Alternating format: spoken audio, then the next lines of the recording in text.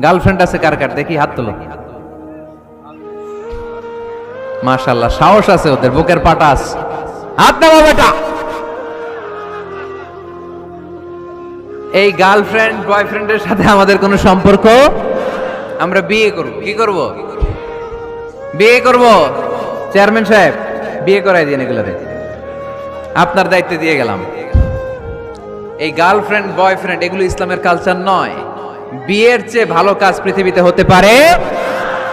বিয়ে করতে গেলে বাপে বলে আগে নিজের পায়ে দাঁড়া। তো এতদিন ও কার পায়ে দাঁড়াইছে? ছেলে মেয়েদেরকে সাহস দেন, ছেলেও পড়বে।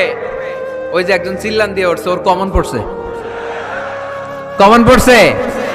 মাশাআল্লাহ।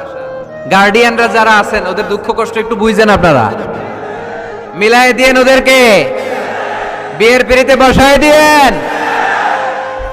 বিয়েতে কল্যাণ, বিয়েতে বরকত। বিয়ের মতো ভালো কাজ হতে পারে না। সব নবীরা বিয়ে করেছেন। আর নিকাহ মিন সুন্নতি, বিয়ে আমার সুন্নাত। ফামান রাগিবা আন সুন্নতি ফালাইসা মিন্নি, যে আমার সুন্নতকে ভালোবাসে না সে আমার উম্মত হতে পারে না। বিয়েটাকে সহজ করে দেন। যেই সমাজে বিয়ে সহজ ওই সমাজে জিনা কঠিন, তাই না? যেই সমাজে জিনা সহজ ওই সমাজে বিয়ে কঠিন। আমাদের সমাজে জিনা করা সহজ, বিয়ে করতে লাগে 10 লাখ, জিনা করতে লাগে 1000। ঠিক কি না? 10 লাখ টাকা ছাড়া বিয়ে করা যায় না। এটা লাগবে, ওইটা লাগবে, এই দাও, ওই দাও, মোহর দাও, বিশাল অঙ্কের মোহর। 10 লক্ষ টাকা ধার্য না করলে মেয়ে দিবে না। এরকম আছে না নাই? না, এগুলো আসলে ইসলামিক কালচার না। ছেলের বাবা মেয়ের বাবা উভয়কে আমি বলি বিয়েটা সহজ করে দেন, সহজ করে দেন। ছেলে পড়াশোনা করুক, সমস্যা নাই, মেয়েও পড়ুক, কিন্তু তারা পবিত্রভাবে তাদের সম্পর্ককে মেনটেন করুক। ঠিক কিনা? তাদের এই যৌবনের তাড়নায় যে পাপের সাথে জড়াবে তার পার্সেন্টেজ গুণা বাবা হিসেবে আপনার কাঁধেও আছে না নাই? এজন্য বাবারা সাবধান, মায়েরা সাবধান, বিয়েটাকে সহজ করেন। এই এলাকার যুব সংঘ যারা আছো, তোমরা একটা ক্যাম্পেইন করবা এই মাহফিলের পরে, টাইমলি ম্যারেজ ক্যাম্পেইন।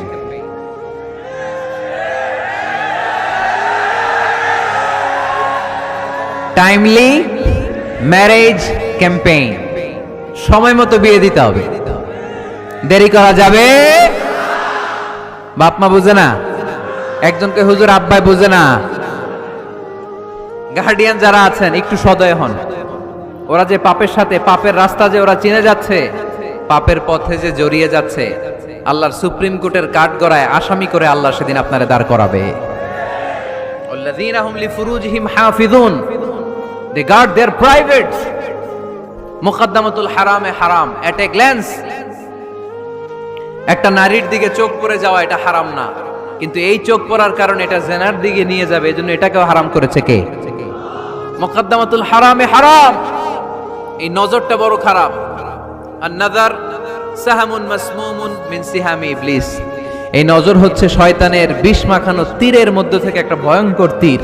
এই তীর দিয়ে শয়তান যুবক আর যুবতীদেরকে কাবু করে ফেলে।